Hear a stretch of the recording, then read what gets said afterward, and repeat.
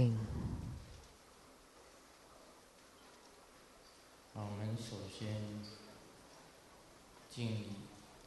First, we would like to pay homage to the lineage gurus,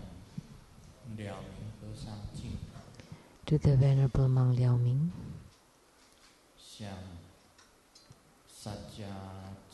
to Master Sakya Zeng Kong,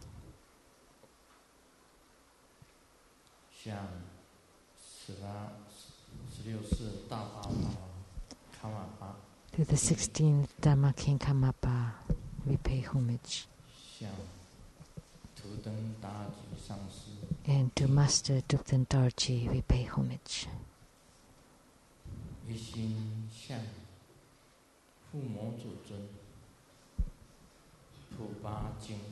To the main deity of Homa, Dorje Purba, the Hevajra Kili Vajra Kilaya, and to the three jewels of the altar, the Buddha, Dharma, and Sangha, and all deities, we pay homage.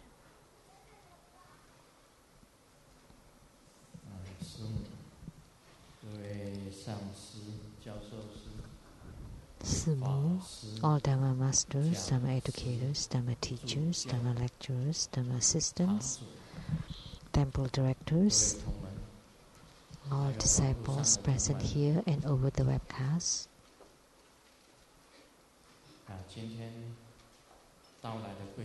And our distinguished guests today from Academia Sinica, Professor Zhu and Mrs. Zhu.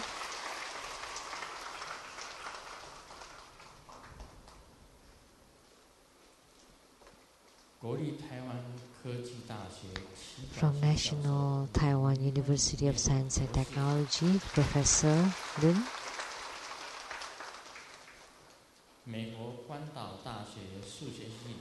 From the Guam University, Professor Chen.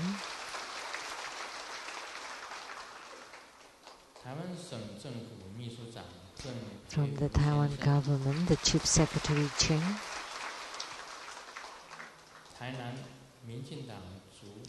And from the Tainan DPP Head Committee and also Council Member of the Tainan City, Mr. Chai.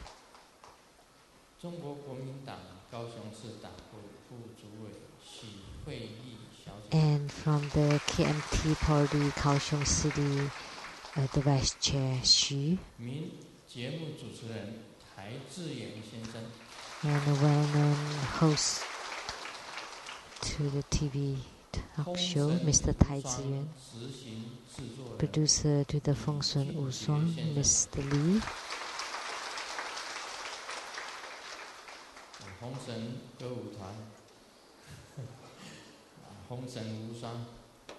The Feng Sun of the Mad God Song and Dance Company.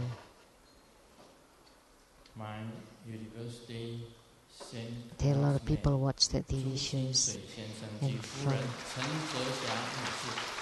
the university ex-classmates, Mr. and Mrs. Zhu. From the Flying Crown Company, the President Cheng.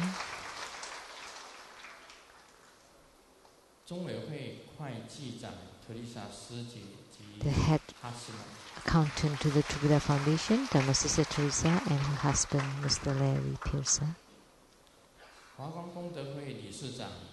President of the Lotus Light Charitable Organization, Mr. Wu.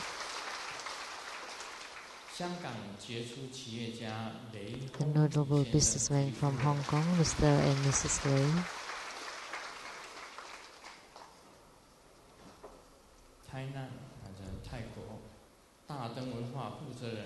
Taten Culture of Thailand, Dharma Sister Zhang.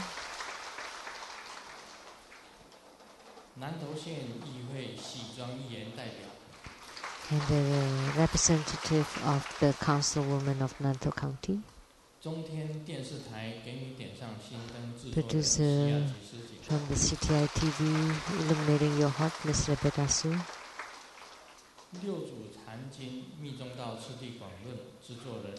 and the producer to the platform sutra and development stages of Tantrayana, Master Sheng-Yen, and the host, Miss Lin. My sister, Sheng-Yen,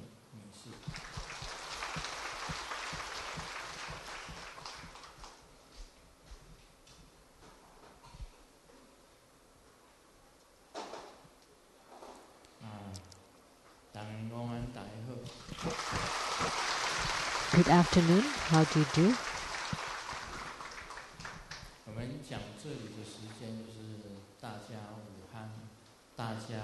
According to the time present here, good afternoon. How do you do? But on the webcast,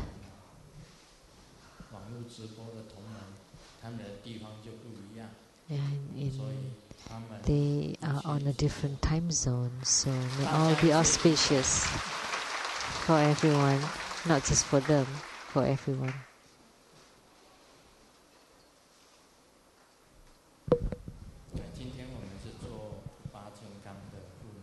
Today we had Vajrakilaya Homa,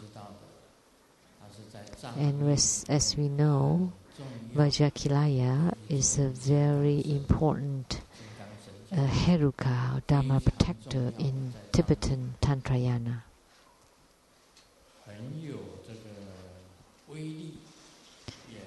He has great power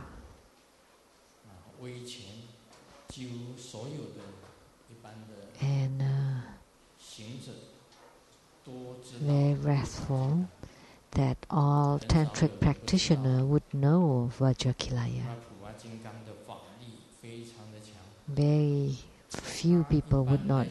few practitioners would not know of him. And Vajrakilaya has 3 faces, and he has many emanations. And according to the biography of Guru Padmasambhava,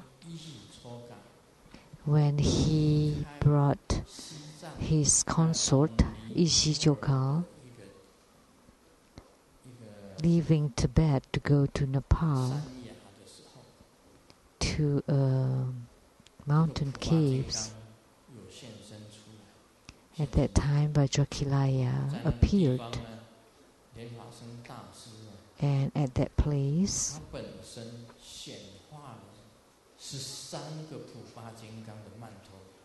Guru Padmasambhava, to Guru Padmasambhava, Vajrakilaya appeared 13 different kinds of Vajrakilaya, 13 different mandalas of Vajrakilaya, including himself, who transformed to become Vajrakilaya. So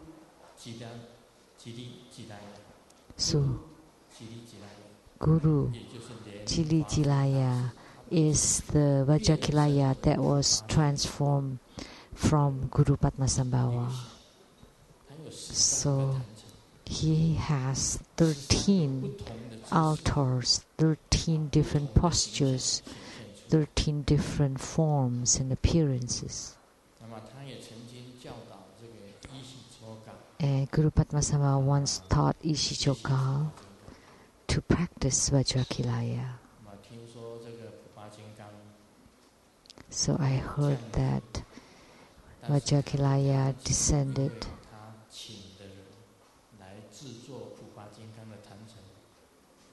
because the people who invited to set up the Vajrakilaya shrine, and one of them had some wrongdoings. That's why Vajrakilaya did not come. So his consort only learned half of Vajrakilaya's practice. So setting up the shrine or the altar is very important. That every altar is different, and 13 altars altogether, they are different from each other. And the posture of Vajrakilaya also different. Here we have one Vajrakilaya with one face, only one face.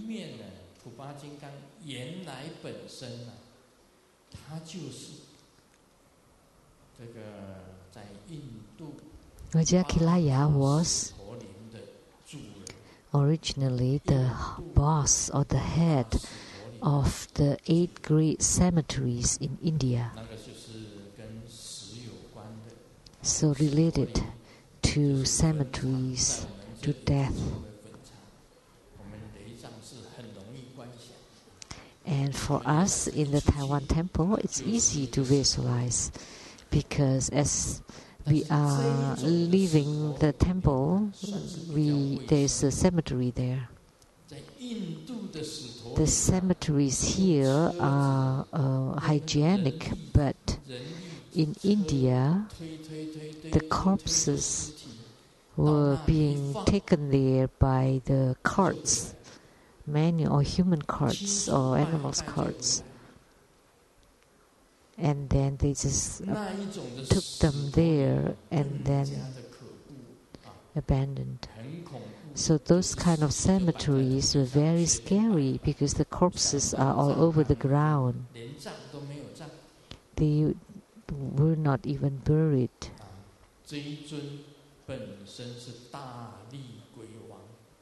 So this deity was the great ghost with the great power in charge of the 8 great cemeteries in India. So he was the king of the ghost with great power.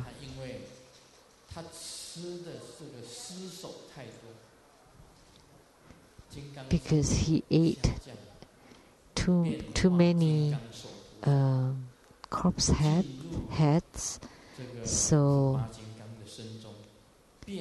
Yamantaka descended and entered into Vajrakilaya and then transformed to become this Vajrakilaya with this look or appearance. And then next there's also Manjusri Bodhisattva who entered into Vajrakilaya, who became another look of Yamantaka. And Hayagriva and Avalokitesvara also entered into Vajrakilaya and became another look of Vajrakilaya, another face of Vajrakilaya. So he has 3 faces. One is Vajrapani, one is Yamantaka, and another one is Hayagriva. So he has the 3 looks of faces of these 3 Herukas, and also of Guru Rinpoche, who entered into Vajrakilaya. So he has many different appearance or looks. And in Tibetan Tantrayana, he's a great Dharma protector with great power, with the wrathful power. Grandmaster really liked this deity. That's why I'm very familiar with his mantra.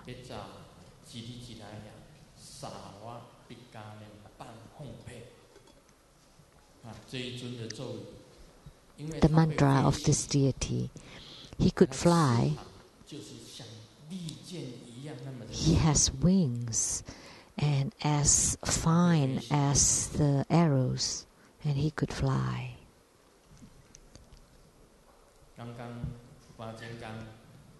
Just now, Vajrakilaya entered into my body.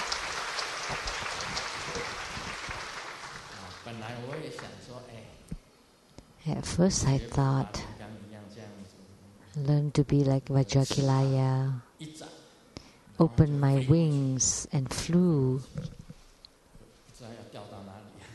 I don't know where I would fall to.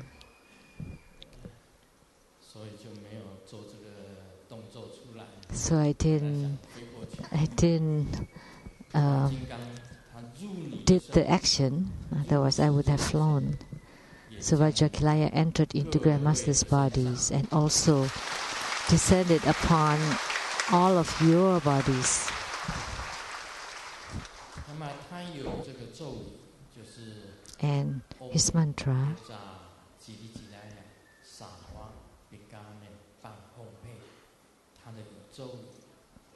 so he has this mantra, and he has an appearance, a look, and he has 3 faces with the kila or the purba, 3 faces.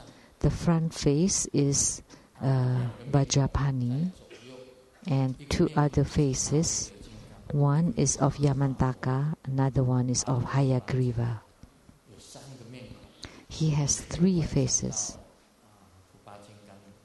You can visualize Vajrakilaya, and below is the Kila or the Purba. And he's very fierce, wrathful protector. He's also a Vidyaraja or Heruka. And his mudra or hand gesture is with 2 hands, outer or inner mudra, either one, and just have the middle fingers upright next to each other.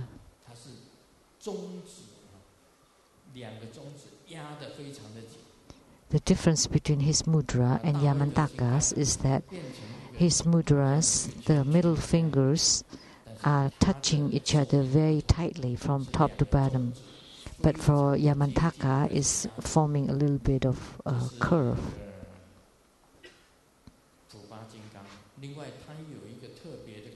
And then there is a very special formula to his practice with mudra, mantra, and visualization. And the tip is, in order to invoke him, you use your middle fingers to rub each other up and down 3 times. This is how to invoke him, to descend.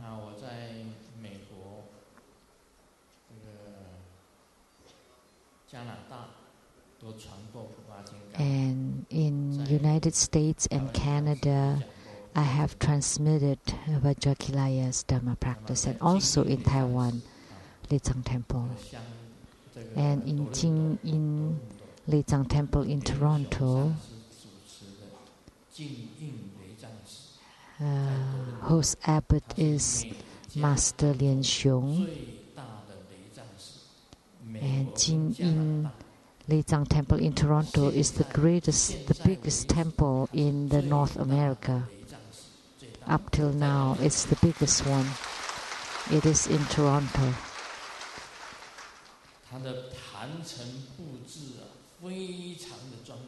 And the altar is very beautiful.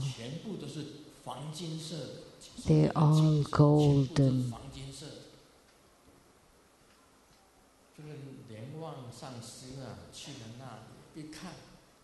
And when Master Lien Wang went there and saw that, oh God, he saw the Vajra scepter of Yamantaka and shocked him. I didn't pay attention at first, but after Master Lien Wang exclaimed, we all took a look, and it was really quite shocking. So if you go to Sheng-Yen Lei Tsang Temple in Toronto, check for yourself the Vajra scepter of Yamantaka.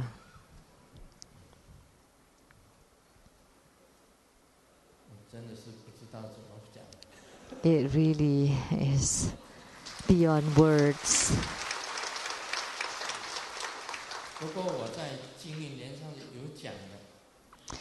But in Sheng-Yen Lei Tsang Temple, I did say there are 3 important Dharma practices of Vajrakilaya. I will not repeat it again here, but you can check the internet. Yeah. They are on the internet, right? So if you want to know the 3 secret practices of Vajrakilaya, you can check it on the internet. is the altar of the Sheng-Yen Lei Tsang temple also on the internet. You can also check on it. It's very beautiful.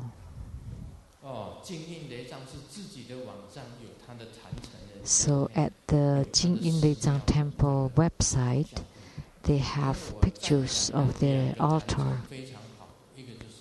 I praised 2 altars that's very beautiful. One is from Hong Kong, Tsim Sa Tsui, for the 10 directional chapter that's presided over by Hevajra Master Chang-Ren. You can check on that temple there in Hong Kong. And it's colorful, very beautiful. And also the altar of the Sheng-Yen Lei Tsang temple in Toronto, it's all in gold. All the deities are in gold. And the altar is very huge. When you see it, all of a sudden you just be absorbed into it and you feel very pleased, very happy. But when I see the altar here at the Taiwan Lei Tsang temple, it's also quite beautiful.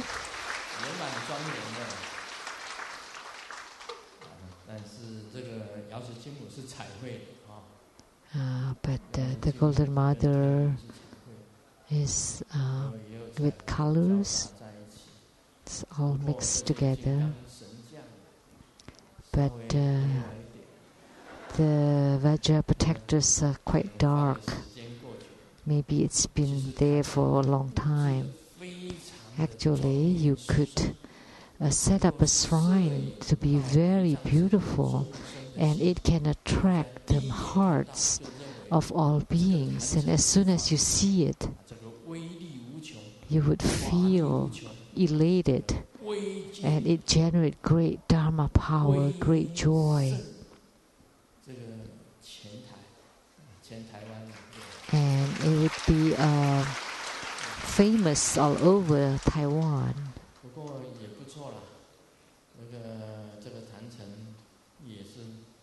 But it's not bad. This altar is also quite beautiful. But I really like the altar of the Hong Kong Tsim Sa Tsui, the Shifang chapter there, and also the Sheng-Yen Lei Tsang temple in Toronto. They are truly beautiful. You can learn from each other.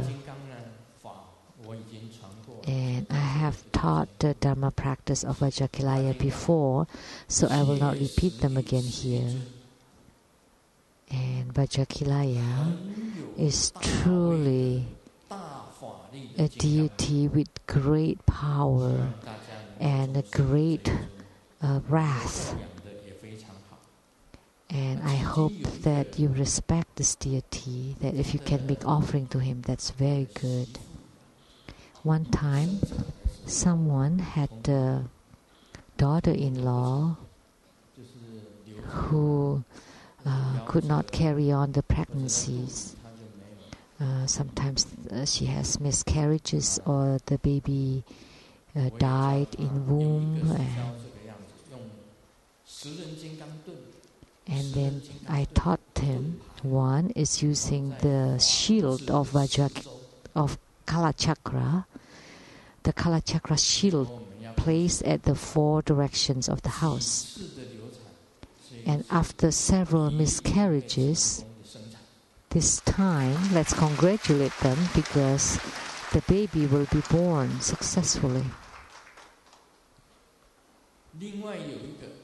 And then another one, I taught them, at the 4 corners of the house,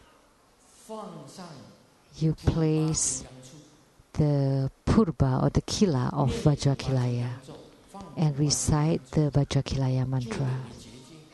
It's the same as setting the protection, boundary protection, and the ghosts and the spirits will not be able to enter because the ghosts and the spirits are under the control of Vajrakilaya. And they wouldn't dare to come into your house, and then you would be safe even in giving birth or in having dreams, and you would smile in your dreams even. It wouldn't be that, I blessed several people and they felt that the energy was stolen by the ghost. So, if you invited the king of the ghosts and then you place it at the four corners, then the ghost would not dare to enter. And Vajrakilaya is the king of ghosts with great power.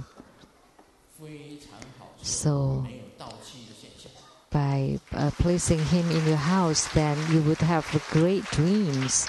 Then your energy will not be stolen.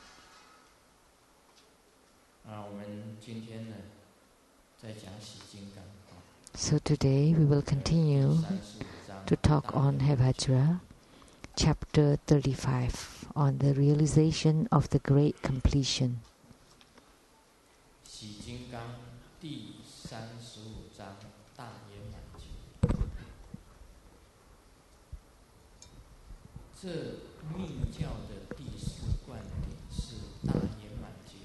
Tantric fourth level empowerment is the empowerment for the great completion realization. In the past, I have said that this level of empowerment has no form. It is Dokchen. It cuts sharply or Chen, and it goes beyond directly or Dok. It is the same as Zen in Chinese term. So let me reiterate this part. Someone used Grandmaster's name and in various places said that Grandmaster had transmitted the great completion to them. And then those people said that they could give remote empowerment, that Grandmaster could give remote empowerment of great completion. And then they received the requests and the offerings from people and told these people that Grandmaster will give the empowerment intangibly, remotely. And they also spoke about this on the third level empowerment. And those were all wrong. Because you need to know about this, from the second empowerment on, you need personal empowerments. Only the first empowerment or the base empowerment, you can receive them remotely. So please be smart. Don't let your money go to the wrong people. There are lots of fraud, lots of people who tricks others. There are some people who said that they have received the third level empowerment and they just took a lady as his consort, any lady. And he wanted to cheat this woman. You need to remember that third level empowerment has to be given to two people together. The third level empowerment never given to one person alone.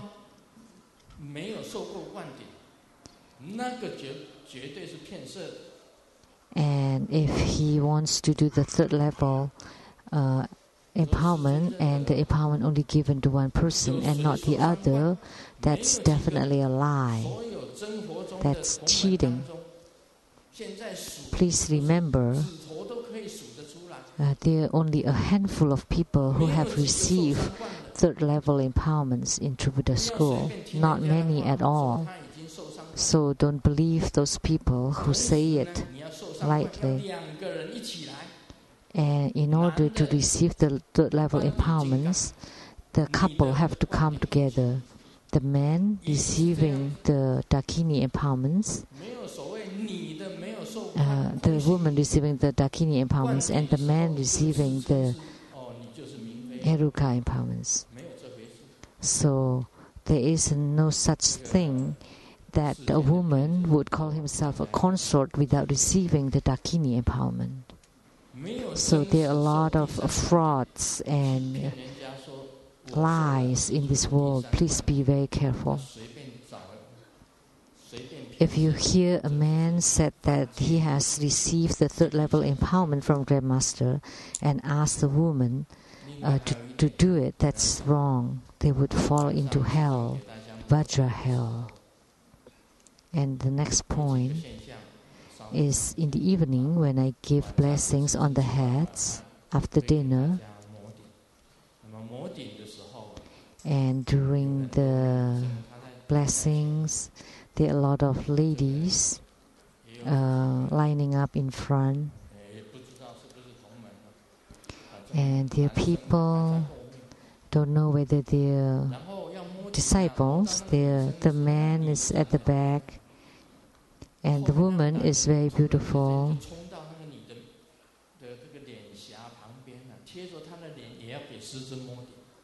And all of a sudden the man would hunch forward and place his face next to the lady and wanted Grandmaster to give him blessings on the head, and Grandmaster would tap on his head very strongly. And then he would say that Grandmaster gives him a big blessing. So this is troublesome. So if I use strong power, it's not good. If I touch you on the head, it's not good. Or touch your hair, it's not good.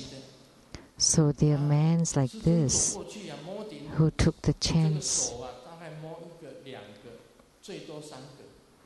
So the head could only reach like three rows, and then there's another one coming.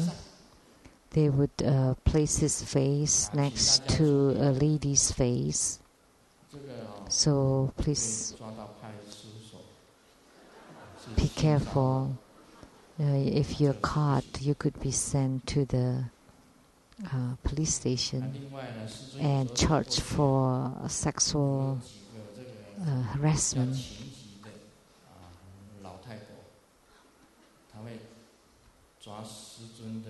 And then when I walk by, there would be also elderly ladies who would catch Grandmaster's skirt, Lama skirt. And because you're rather old, if you touch my skirt, it's okay, but please don't pull it down. Because as I walk, I have to pull my skirt up. And then, another thing, when I saw a little girl, 2 or 3 years old, they're very cute, I would hug them a little bit. It should be fine. But the mom shouldn't say that, oh, how about me? And I want to hug too. That would be troublesome.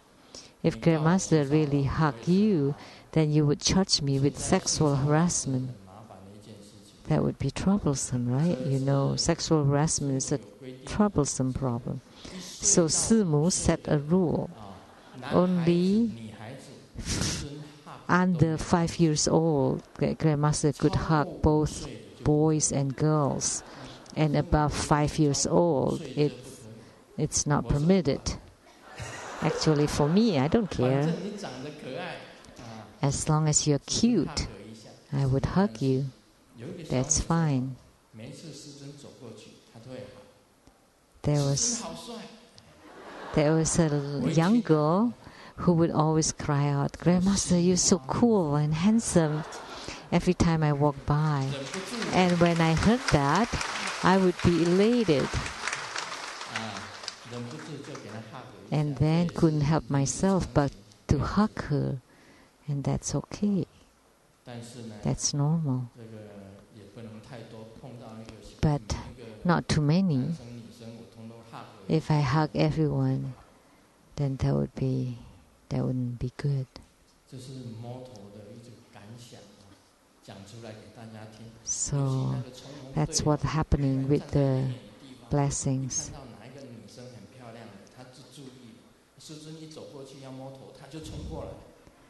So there's those men that they would watch when there's a beautiful girl, and then as soon as Grandmaster is approaching, he would go forward and then hug and touch them, touch the girls. That's not good. You know, if you're that brave, you should just touch 7 or 80-year-old lady. That's better. Then I would touch gently on your head and not with strength. Okay, back to chapter 35. The realization of the great completion.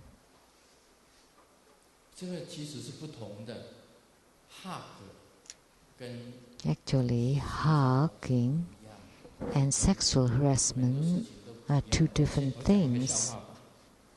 There are a lot of things that are different, but let me share a joke first. During the big earthquake in Sichuan, there was a female police woman went to a mother who was feeding the baby. Oh, she fed the baby with her milk. And it was in the news. And then she was promoted to become the vice chief. And then she was invited to Beijing.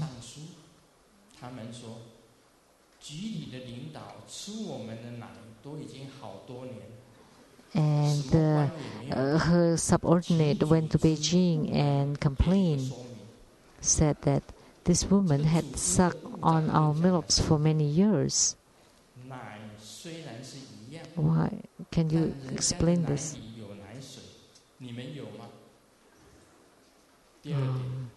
And then the reply was that, fine, but you have to have the milk, the water, the milk when you give the breastfeeding. And second, you have to be on televisions. And milk for the kids are the main dish, but milk for the adults are the snacks. How could they be the same?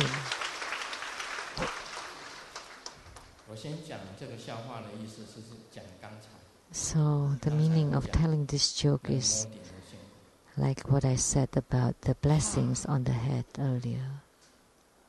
Hugs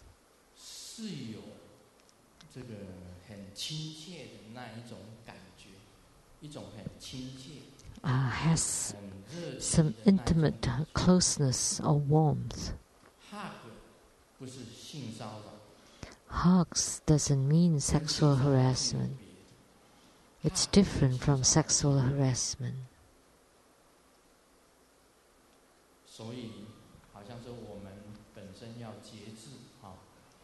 So we have to have self-control and have ethics. If you come forward for the blessings, that's fine. But if you touch a young ladies, then that implies sexual harassment. It's okay for you to rush forward for the blessings, but don't take the chance and touch young ladies.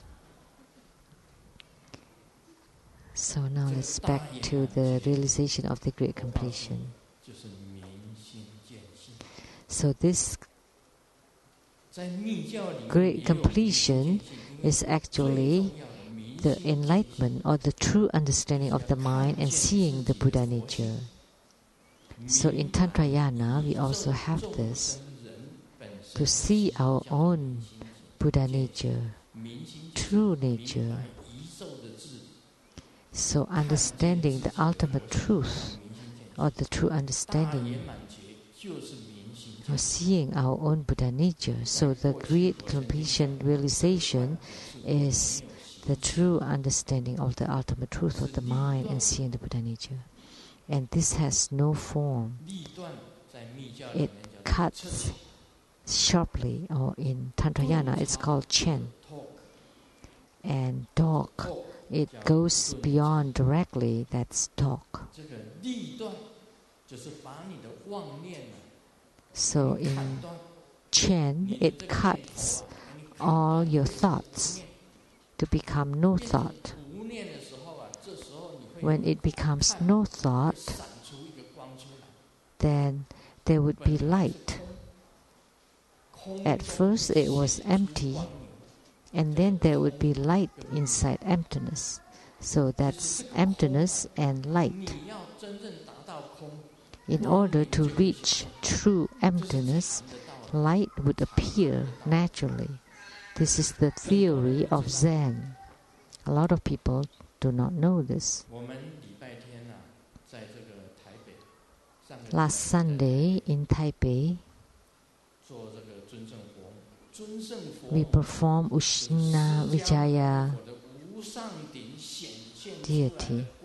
And Ushnisha Vijaya was the light that was manifested by Sakyamuni Buddha.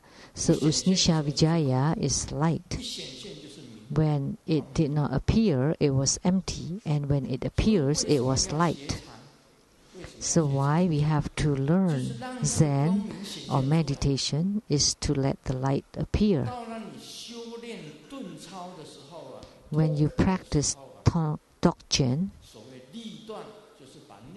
so Chen is cutting sharply. You cut all your thoughts to become no thought, to become empty, and then to make the light appear. And when the light appears, you learn talk. So from Heruka, you transform the four elements and the 5 aggregates to transform to become light. Then your whole body would become light, rainbow light. And this becomes attaining Buddhahood directly in this body, this lifetime. So even your body can attain Buddhahood, not just through the Bardo spirits. So Dzogchen,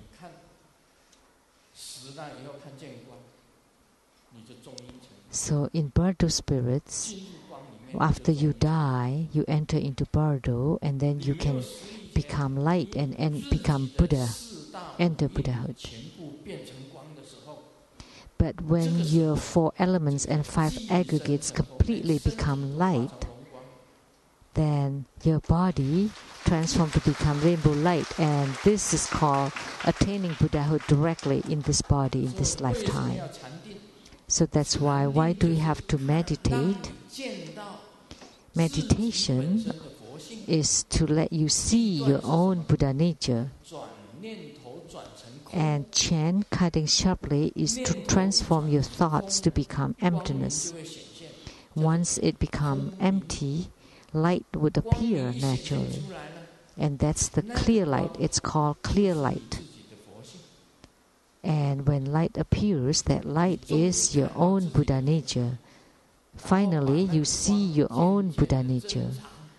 And you increase the light gradually until your whole body becomes light, become rainbow light. Then that is called Tok, or called going beyond directly. Tok. So I would like to stress on 3 terms. One is emptiness, with no forms. You would reach Dharmakaya, and the other one is light, and you would reach the reward body or Samogakaya. And third is the myriad emanations, then they would reach the Nirmanakaya, or physical body. So tantric practices would reach bliss. You would feel joy. That's the joy or bliss sensation. And that bliss appearing, with the bliss, you reach the realm of Nirmanakaya. Light, that's the realm of Sambhogakaya. And emptiness is the realm of the Dharmakaya. Actually, there are stages. First, emptiness plus the clear light, and plus bliss. All three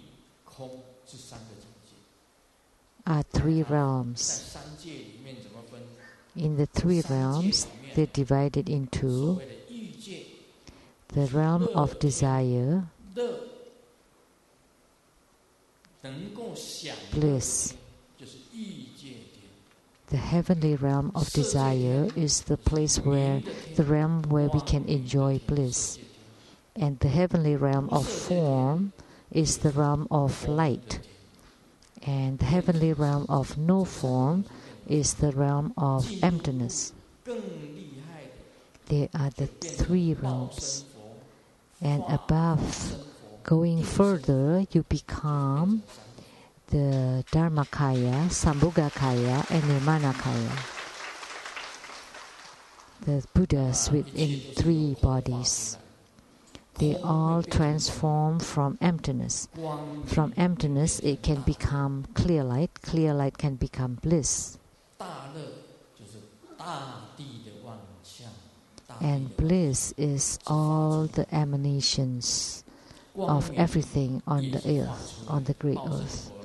And clear light is also emanated or transformed. And the true Buddha is Dharmakaya Buddha, is emptiness.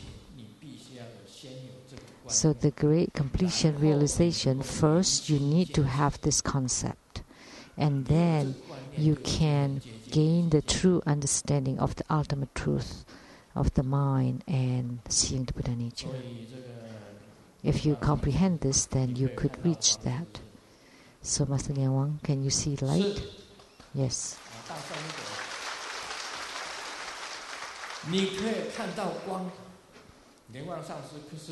Master Lian Wang can see lights. I often use Master Lian Wang as an example. There are many other people who have seen lights. But Master Lian Wang was first in seeing the light.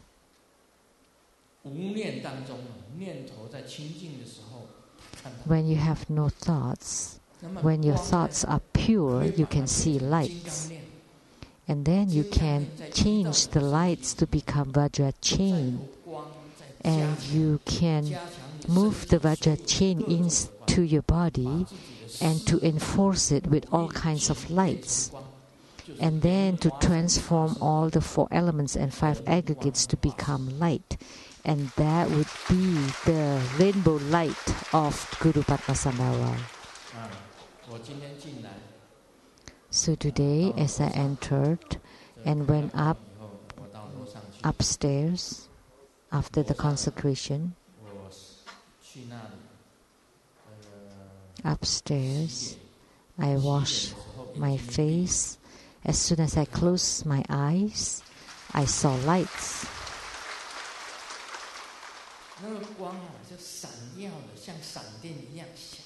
And the lights are very bright, like the lightning. And when don't move your mind and you pay attention to it, the light would be stable. And with thoughts, it would just flash and it's gone. And inadvertently, you would see the light. Or you train it so that the light becomes your own light. You transform the external light to become your own light. First, you need chant to cut all your thoughts. At this time, the light would appear. And then you use the practice of talk to see the light of the sun, not directly, but below the sun, especially when the sun is rising or when the sun is setting. Just look at the bottom of the sun, because if you look directly, it would harm your eyes. But when you look at the moon, you can look directly. Or when you look at the stars, you can look directly at the stars or moon.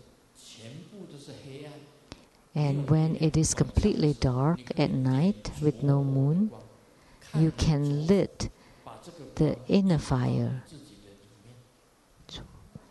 the candlelight, and then you can move the light into yourself. The sunlight, moonlight, starlight into your body. And the candlelight.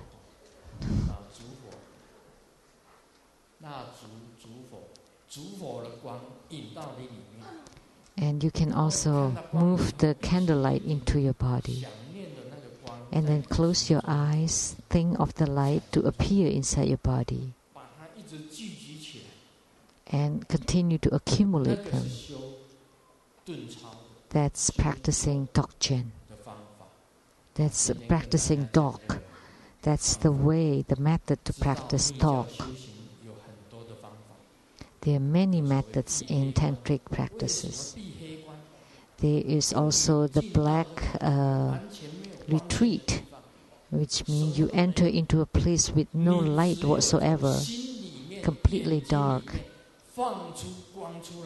And you emit light from your heart, from your eyes.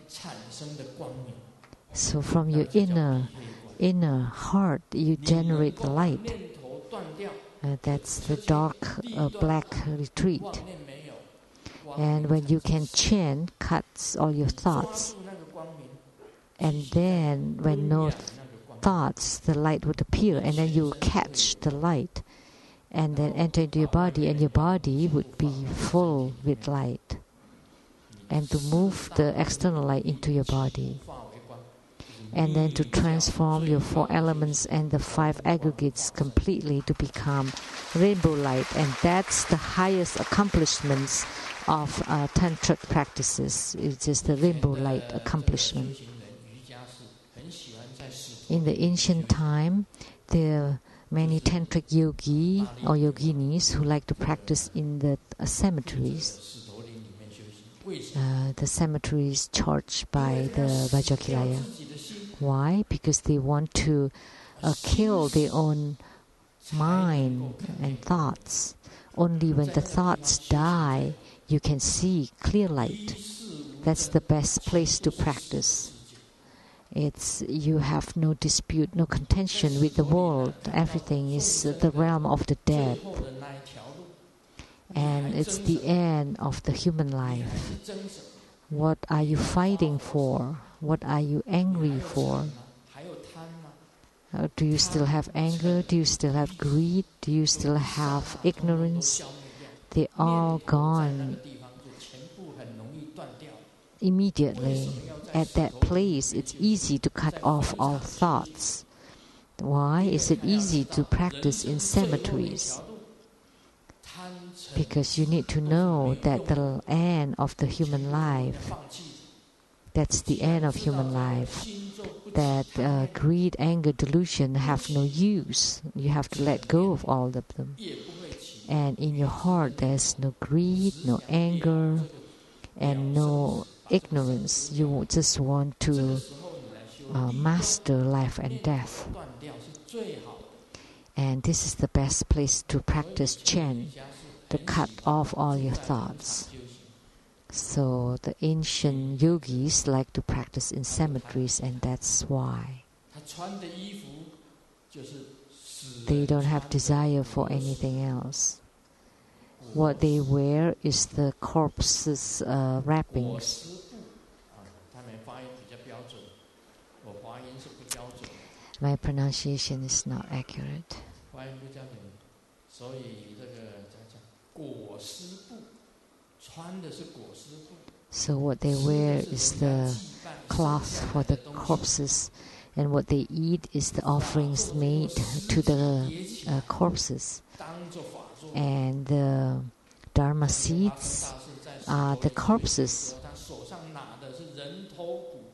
Like Guru Rinpoche, when he practiced in the cemeteries, what he held was with skulls on a staff kachanka with 3 skulls. So he practiced in the cemeteries. Yogis and yoginis are like that. If you truly want to cultivate spiritually, you need to cut off all the greed, anger, and delusion. And that's the Chen. And then you practice the clear light, which is Dog. And Dog Chen is the same as Zen in Chinese, in China.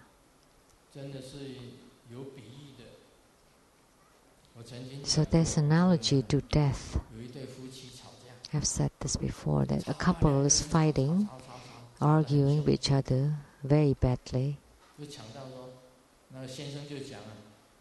And then the husband said, if you die, when you die, I would carve on your tombstone what? That the woman buried here finally shut up. And the wife didn't want to give up, and she said, when you die, I would also inscribe on your tombstone what? And she said that the man lied here finally got hard. So I don't care. It's unrelated to me. It's just a joke.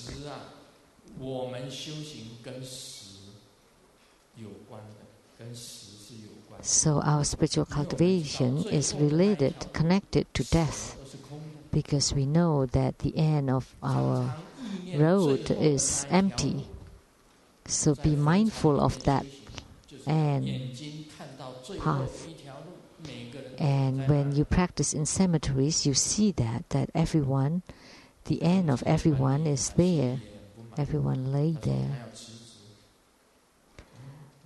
So the superintendent of the cemetery wanted to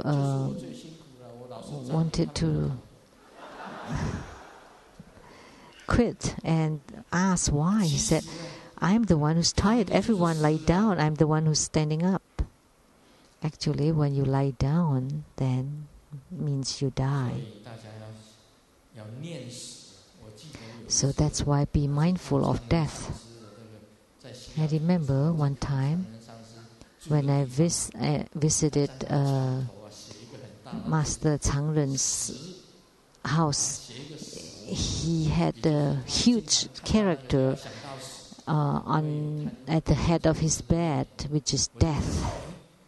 So he saw that at all times.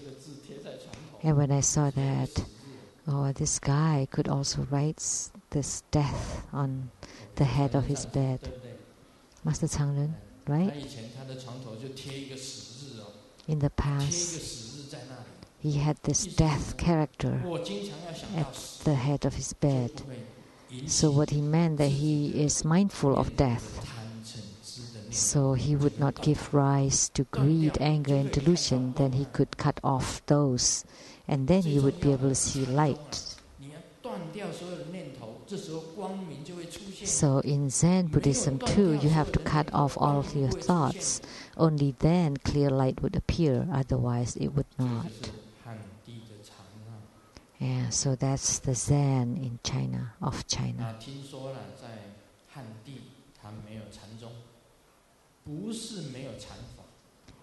I heard that there is no Zen in Tibet. That's not the case. But when Atisha was going to teach Zen to the Tibetans, he noticed that the Tibetan customs and people have no affinity for Zen. That's why Zen did not take roots in Tibet. Yet in China, Zen flourishes. Actually, in the Great Completion Dharma of Tibetan Tantrayana, there is also Zen concept. Sri Singha, he was of Han origin. He was Chinese. He's from Tang Dynasty. So he understood Zen or Tan or Zen. So in the Great Completion Dharma of Nyingma, there is also Zen concept in them. A true gurus who understand Tantrayana, like Master Kampa Lotien, clearly pointed out, when sentient beings understand that everything is created by the mind, that they are illusory, has no self-nature or intrinsic reality, and they are yoga, everything was originally empty, unrelated to the mind, nor the cause for bondage or freedom, and the yoga is unborn and empty, and this is Chen, or cutting sharply. That's Zen. Cheche. So Grandmaster has said before, if you are unaffected by your circumstances, that's Zen. And when your mind is concentrated and focused, that's Ding. Chan Ding. Ding is meditation or meditative stability. So when the external circumstances test you, you need Zen. You're unaffected. If you're affected, then you would not be able to enter into Zen. Then your mind would be chaotic, would be influence affected.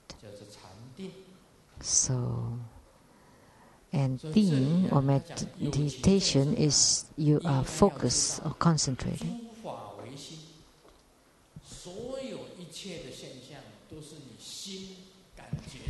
So beings need to understand that everything, all phenomena is created by the mind. If you take away the mind is illusory. There is no mind. And there is no self-nature. That's yoga.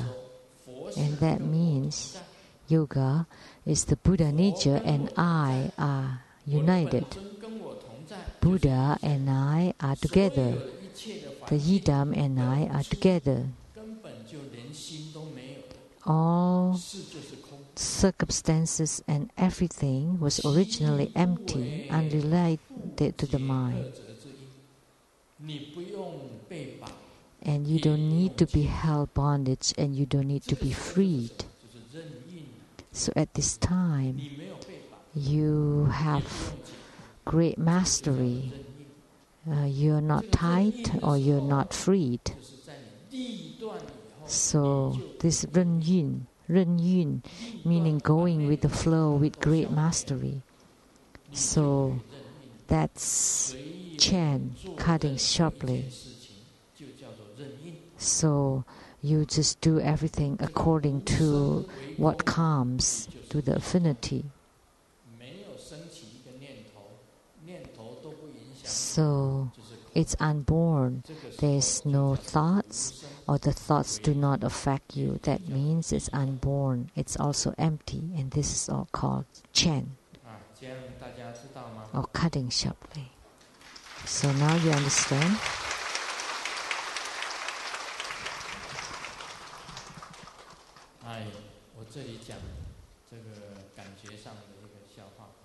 Now let me share a joke about feelings or sensation.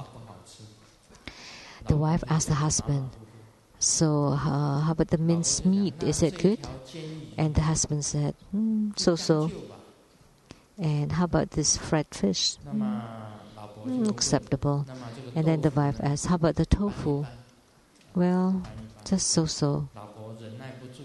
And the wife couldn't stand anymore. She shouted, so couldn't you just say good? And then, and the husband was drinking soup, and he said, oh, so hot. And in China, so hot is like good hot. So what are these? These are just sensations. So they're all coming. Everything comes from your heart, from your mind, from the sensations, your emotions, your feelings. When you have a thought, it's something that you feel from your own heart. When you see a bad person,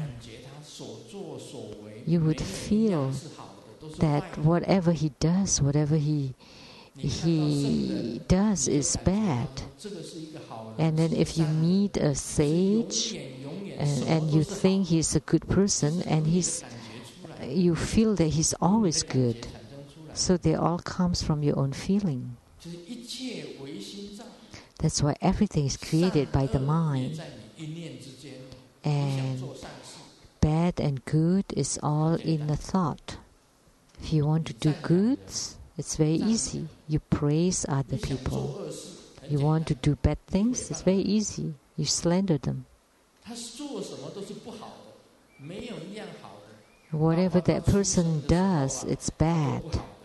Even when he was born, it's bad. Everything about him is bad, from birth to death.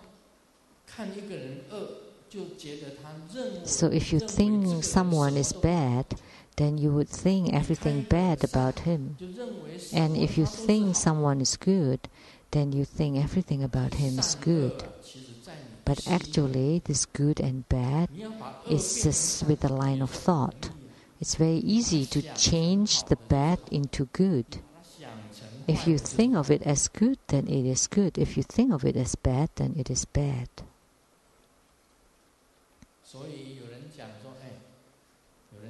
So someone said, oh, you destroyed my good thing.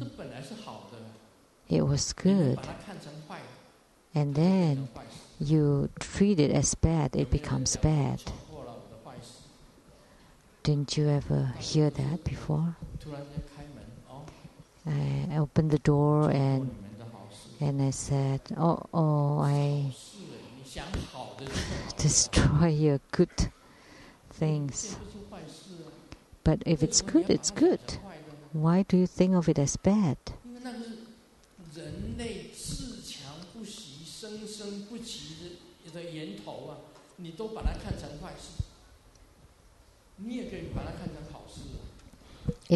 That's the origin of all generations. I mean, that's then you think of it as bad. But if you think of it as good, it's good, because maybe, who knows, maybe in the future you would give birth to a president. So whether it's good or bad, it's all in your thought.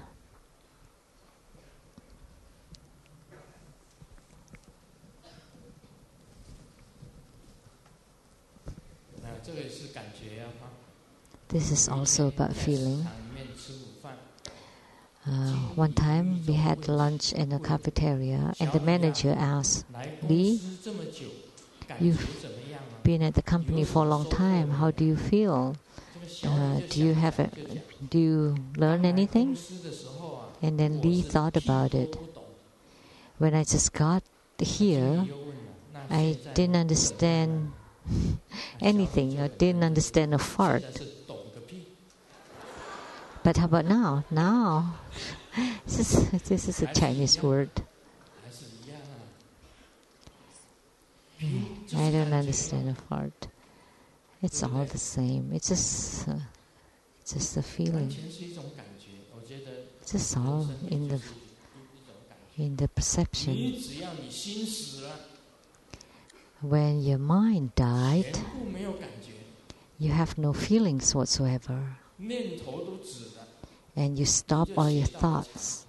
then you've learned about Zen or Chen, cutting sharply. At this time, the light would appear.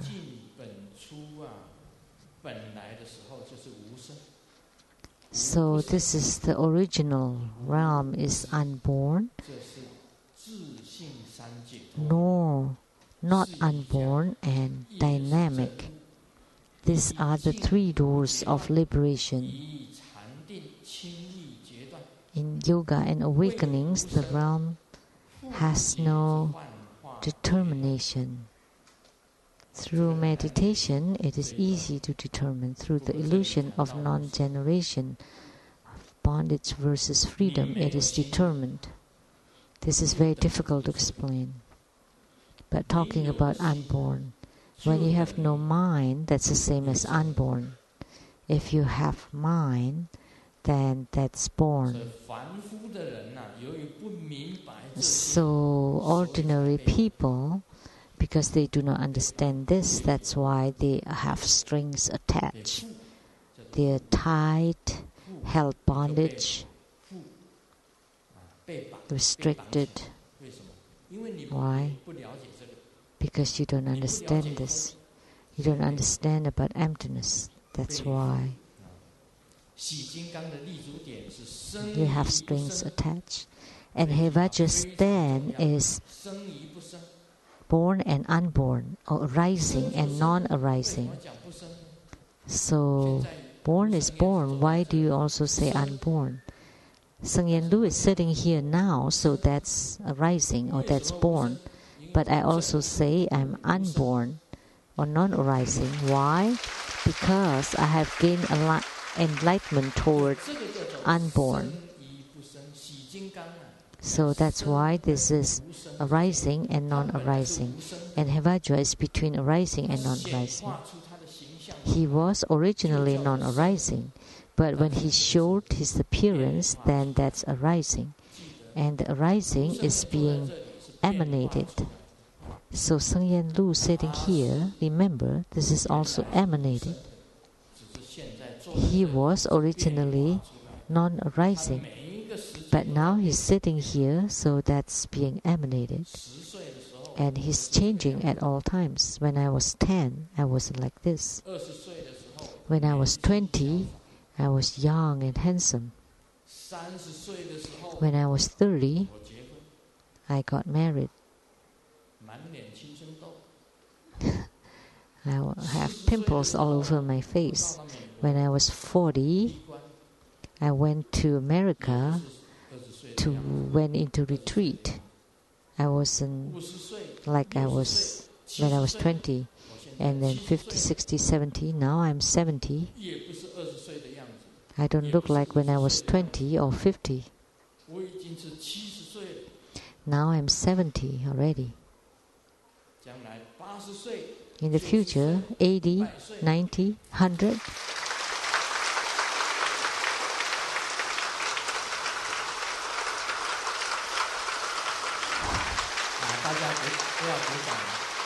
Please don't clap. I wouldn't live to be that long, sorry. Just talking about it. I've said this about it before. At 1, you're born. At 10, you're studying. At 20, you're at the top of your youth. At 30, your career. 40, you're gaining weight. 50, you're in midlife. 60, you start to have high blood pressure. 70, you start to lose your memory. At 80, you walk wobbly, and at 90, you lose direction. 100, you hang on the wall. It rhymes in Chinese.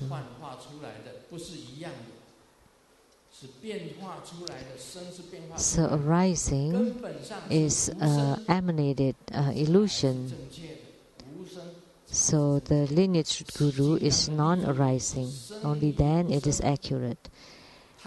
that Hevajra stand is arising and non-arising. He was originally non-arising, and then later on he became arising or born. That's why he was between arising and non-arising.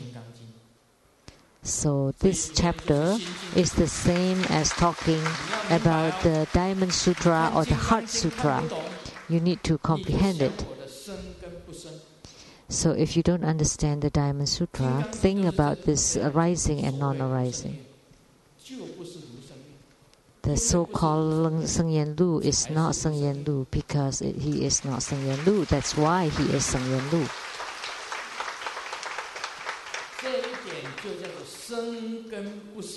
So this point here is called the arising and non-arising. This is very important.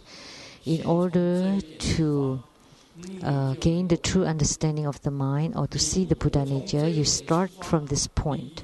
Then you would be able to gain enlightenment. If you don't start from this point, then you are always just ordinary people, that you are just hugging your money and hugging your woman in sleep, or you're hugging your delusion in sleep.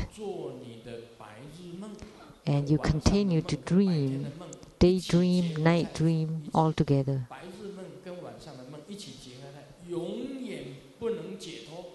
And you would never gain liberation. But if you understand this arising and non-arising, you would be able to gain the true understanding of the mind.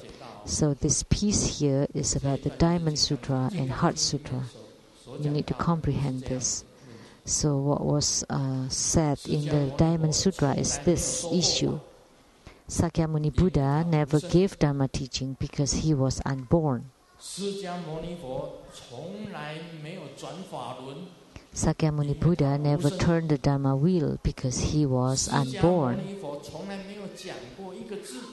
Sakyamuni Buddha never said a word because he was unborn.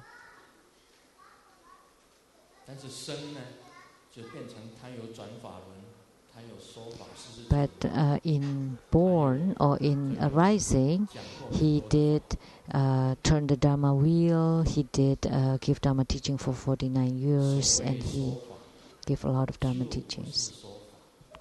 The so-called Dharma teaching is not Dharma teaching. Because it is not Dharma teaching, that's why it is Dharma teaching. So this is the arising and non-arising, or born and unborn. So what I said below is something that you need to remember. This is only in the Diamond Sutra. Dream is non-existent within existence. So, is there a dream? Yes, but it is also non-existent. Life is non-existence within existence. Rebirth is non-existence within existence. Nirvana is non-existence within existence. The three realms are non-existence within existence. The Pure Lands and Buddha Lands are non-existences within existences. If you comprehend what I'm saying, this is the realization of great completion, the fourth level of tantric empowerment. The essential purport is in the midst of it. This is doctrine, and only this is doctrine.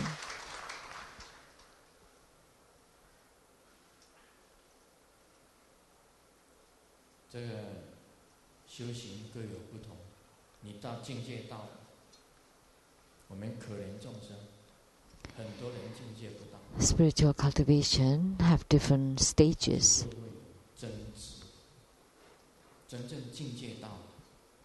For some people who have not reached the realm, there would be contention and disputes. But if you reach the realm, there is no contention, there is only compassion. So poor sentient beings, their contentions are over because they have not reached the realm. But Buddhism is the religion of no contention. Don't mistake it. Around Valentine's Day, walking on the street, there was a man talking on the cell phone, and ordering flowers from the flower shop. And then the woman said, look at him, he's so romantic. I don't have anything. Before he completes her thought, she heard the man said, send it to the funeral home. So that's the misunderstanding. Sometimes we have lots of misunderstandings. This happens frequently. A nurse talked to the man, the old man, and this is a play of words of Chinese and Taiwanese. I will not translate it.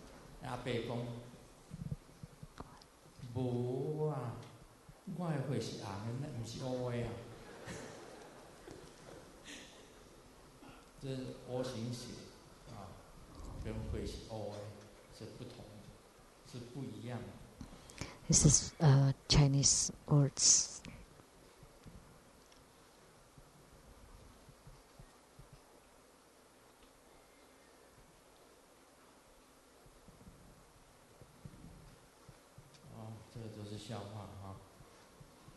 These are all jokes. Xiao Wang worked in the human resources on the 10th floor. And a month ago, he was transferred to the 9th floor administration department. And then his friend made a call to his office and then said, "Oh, Xiao Wang is not here anymore." And he thought he passed away. And then the friend said, "Oh, when? I didn't know that." And then the office mate said, "Oh, no, it's okay. You can go down below and find him." This is all misunderstanding. But in studying or practicing Buddhism, you cannot have these misunderstandings. The key point of studying Buddhism is you cannot misunderstand Buddhism. Everything in Buddhism is between born and unborn, between arising and non-arising. Sakyamuni Buddha, Grandmaster Lu are between arising and non-arising. Everything is between arising and non-arising. Originally, it was empty, and then there is light. And then when the light is reflected upon everything in this world, including sentient beings. So what is your origin? What is it that you want to gain through understanding of and seeing the Buddha nature? Please ponder upon it. Om Mani Padme Hum.